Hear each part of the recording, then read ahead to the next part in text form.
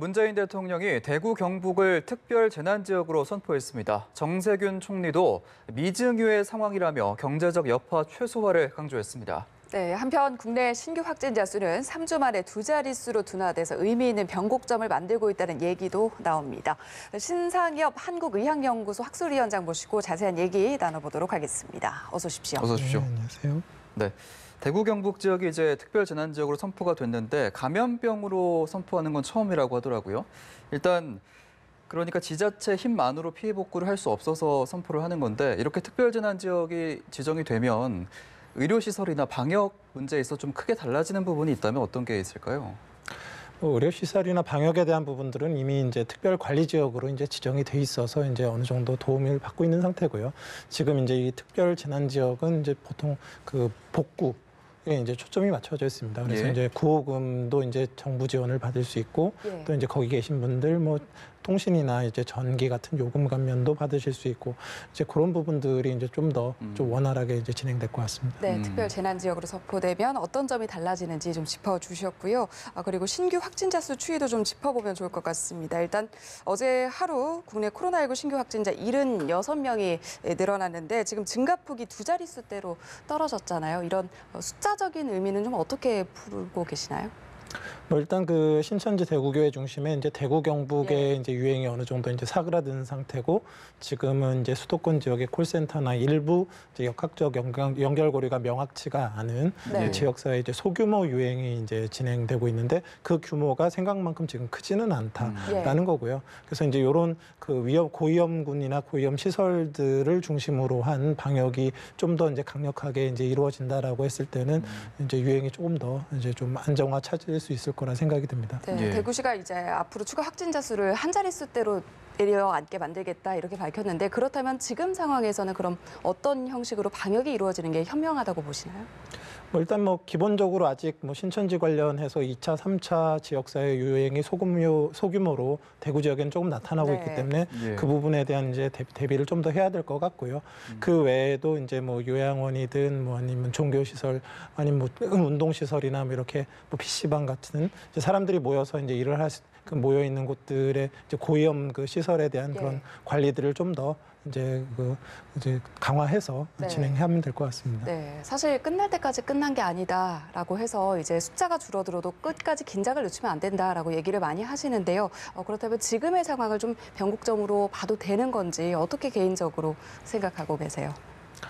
뭐 일단 지금 뭐 큰 불은 어느 정도 이제 정리가 됐지만 예. 이제 잔불들이 남아서 이제 문제가 될 수 있기 때문에 이제 그런 부분들에 이제 힘을 써야 된다고 생각을 하고요. 예. 뭐 이미 이제 그 어찌 보면 큰 불을 겪는 과정에서 이제 많은 경험들과 이제 시스템이 갖추어지고 있기 때문에 네. 지금부터는 이제 고위험 그런 시설들에 대한 그런 거에 초점을 맞춰서 진행을 한다 그러면 어느 정도 이제 정리가 이제 돼갈 수 있을 거라 생각합니다. 예, 일단 큰 고비는 넘겼다 이렇게 의미를 좀 분석을 해주셨는데 지금 계속 나오고 있는 게 소규모 집단 감염 문제가 나오고 있는데 서울 구로 콜센터 같은 경우에도 지금 총 접촉자까지 포함해서 124명이 확진 판정을 받았거든요.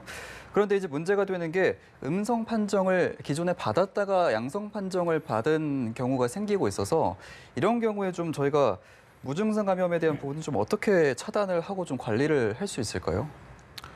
이제 뭐 코로나19가 다른 질환하고 이제 어찌 보면 차별점 중에 하나가 이제 뭐 증상이 거의 없는 사람들, 심지어는 뭐 증상을 전혀 못 느끼는 이제 무증상 상태에도 감염력이 있다라는 거거든요. 예. 근데 이제 대부분의 뭐 사망이나 중증 환자들은 고령의 기저질환자분들한테 나타나고 있기 때문에 이제 그분들은 이제 적절한 이제 그 걸리게 되면 적절한 치료를 받으셔야 되는데 핵심이 주어진다고 한다면 젊은 분들 특히 이제 이렇게 사회생활 하시는 젊은 분들 같은 경우는 본인이 인지하지 못하는 상황인데 걸려서 다른 사람한테 전파할 수 있는 그런 전파자로서의 그런 위험이 있는 그런 부분들이거든요. 그래서 네. 좀 목적이 좀 달라져야 된다고 봅니다. 그래서 무증상 감염자들이 이제 언제든 있을 수 있기 때문에 이제 뭐 본인 뭐 혼자 다니실 때는 상관없지만 네. 뭐 뭔가 사람들이 있는 곳에 가서 이제 뭐 일을 하셔야 되거나 대중교통을 이용하시거나 이럴 때는 좀 더 조심해 주셔야 되고 뭐 마스크도 쓰셔야 되고 이런 식의 전파자로서의 확산될 가능성까지 염두에 두고 사회적 거리두기를 하셔야 되는 상황이라고 봅니다. 네, 구로 콜센터 직원분들 같은 경우 서울 등 수도권 곳곳에 거주하고 계신 걸로 알려져 있잖아요. 그런 만큼 지금 그분들과 간접이라든지 밀접으로 접촉을 했지만 지금은 증상은 없지만 추후에 다시 증상이 나타나서 서울 등 수도권을 중심으로 확산세가 다시 커지는 것 아니냐 하는 우려도 일부 나오고 있거든요. 이 가능성은 어떻게 보세요? 뭐 당연히 우려는 있죠. 네. 근데 그 코로나19가 이제 지금까지 뭐 중국에서도 이제 큰 유행이 한 번 지나갔지 않습니까? 네. 보면 한 65에서 70%가 가족 내 감염이었습니다. 네. 그리고 지금 우리나라의 이제 이제 환자 발생을 봐도 이제 소규모 유행이라는 게 대부분은 그 뭐 식구라고 표현을 하잖아요. 그러니까 예. 밥을 같이 먹을 정도의 친밀한 접촉을 하거나 진짜 밥을 먹는 그런 네. 상황들. 그래서 주로 전파가 이루어지거든요. 그러니까 예. 일상적으로 이렇게 잠깐 스쳐가는 상황보다는 뭔가 오랜 시간 같이 이제 얼굴을 맞대거나 하면서 이제 접촉하는 상황에서 환자 발생이 일어나고 있기 때문에 뭐 그 분들이 다녔던 동선 전체가 다 뭐 심각한 위험이 있거나 뭐 그러진 예. 않을 것 같고요. 특히나 이 호흡기 그 바이러스의 특징상 무증상 상태에서 뭐 그 바이러스가 배출되긴 하지만 가장 이제 위험한 건 누가 뭐래도 증상자거든요. 예. 그래서 증상이 있는 사람이 기침을 했을 때 이제 정말로 대중교통에서 마스크도 안 쓰시는 상태에서 기침을 하게 된다 그러면 다른 사람에게 전파 네. 우려가 있죠, 당연히. 그래서 그런 부분에 더 초점을 맞춰서 이제 이분들이 진짜 대중교통을 사용하실 때 마스크를 사용했는지 아니면 뭐 다른 접촉을 했을 때 더 밀접한 접촉을 한 사람들이 있는지 그런 그 고위험군에 초점을 맞춰서 지금 아마 역학조사가 진행되는 걸로 알고 있고요. 네. 뭐 우려는 있지만 그 뭐 너무 걱정하시기보다는 이제 방역 당국의 안내가 또 올 거거든요. 만약에 예. 밀접 접촉을 한 경우는 그런 그 안내 잘 따라주시면 좋겠습니다. 예, 일단 서울 지역 얘기 좀 더 해보면 도봉구 같은 경우에 이제 산후조리원 직원이 확진 판정을 받았는데 감염 경로가 동대문 동안교회와 PC방에서 감염된 가족에 의해서 전파가 됐거든요. 이렇게 감염 경로가 좀 감염 집단에 좀 연결되어 있는 경우에 예방적으로 좀 취할 수 있는 방역 조치가 어떤 게 있을까요?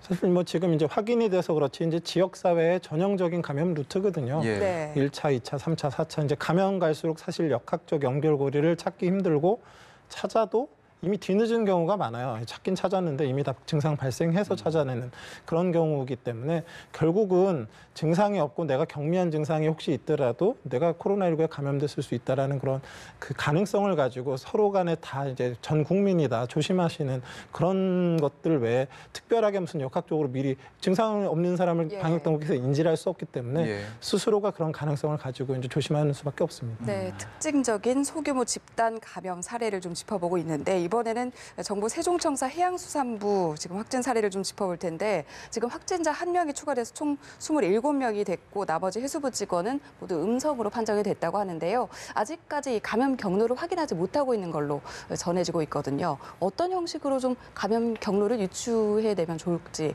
이 부분도 함께 고민을 해보면 좋을 것 같습니다. 뭐 결국 역학조사라는 건 네. 두 가지거든요. 이제 감염 경로의 확인과 접촉자 조사. 예.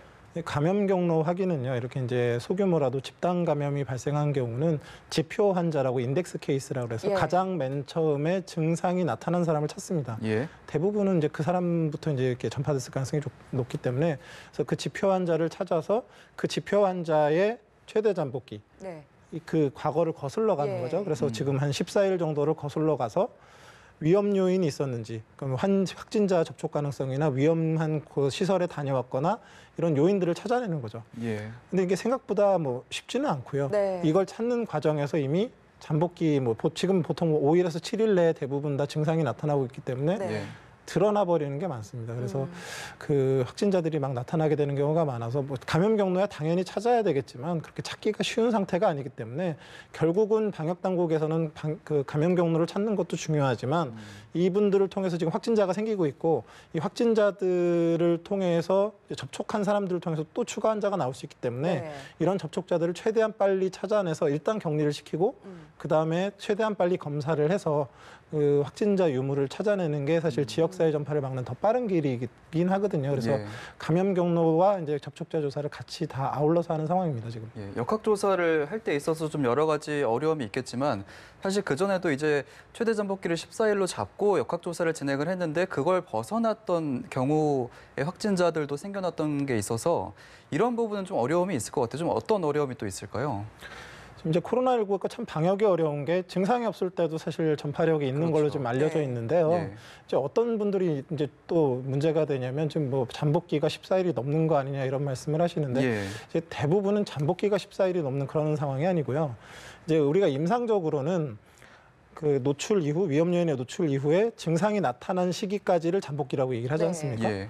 근데 어떤 젊은 사람들 같은 경우는 바이러스가 너무 적은 양이 들어와가지고 이제 그 병리적 잠복기와 임상적 잠복기가 좀 다른데요. 병리적 잠복기는 그 바이러스가 이제 스스로 생존을 못하니까 숙주의 세포 안에 들어와가지고 이제 증식하는 네. 자기의 생존을 영위하는 그런 시간들이 있거든요. 그러면 예. 세포 안에 들어가 있기 때문에 당연히 증상이 없습니다. 근데 이 그 세포 안에 들어와 있는 시간이 지나가서 밖으로 나오면은요, 이제 그때부터 이제 세포를 깨고 다른 세포 들어가고 깨고 하기 때문에 증상이 나타나거든요. 아하. 그럼 원래는 이제 대부분의 사람들은 이 세포를 깨는 그 상황에서 증상이 나타나야 되는데 예. 너무 적은 양이 들어오고 면역이 강한 사람들 같은 경우는 이 나가는 과정이 벌써 이제 우리 몸의 면역으로 다 제거를 해버려서 아하. 증상을 못 느끼는 거죠. 그러니까 네. 실제로는 잠복기가 있었는데 외부로 드러나지 않으니까 끝까지 증상이 없는 사람은 잠복기가 무한대가 돼버리지 않습니까? 예. 그럴 예. 정도로 이런 사람들이 굉장히 많아요. 그러니까 방역 당국에서 인지도 할 수 없고 또 실제로는 앓고 지나갔는데 나중에 항체 검사를 하기 이전에는 확인할 길도 없고 그래서 이런 경우들이 생길 수 있기 때문에 네.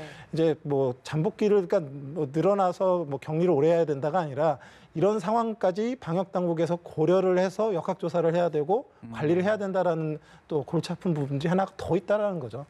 그렇군요. 네, 그리고 지금 추이를 보니까 집단 감염 환자의 비중이 점점 좀 늘어나고 있는 그런 추세인데 사회적 거리두기를 강조하고 있지만 사실 회사 생활 하시는 분들은 사회적 거리두기를 회사 생활을 하면서 지키는 거가 참 쉽지 않다 이런 얘기들도 하시거든요. 이 방법만으로 충분할까라는 얘기들도 나오는데 어떻게 생각하세요?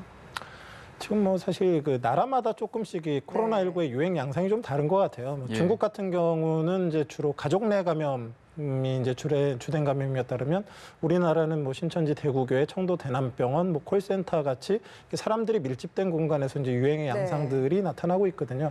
각 나라마다 이제 그 여건이 다르고 특징이 다르기 때문에 우리나라 같은 경우는 이런 이제 고위험 시설에 대한 그런 위주로 이제 그런 그 방역이 진행이 돼야 될 것 같고요.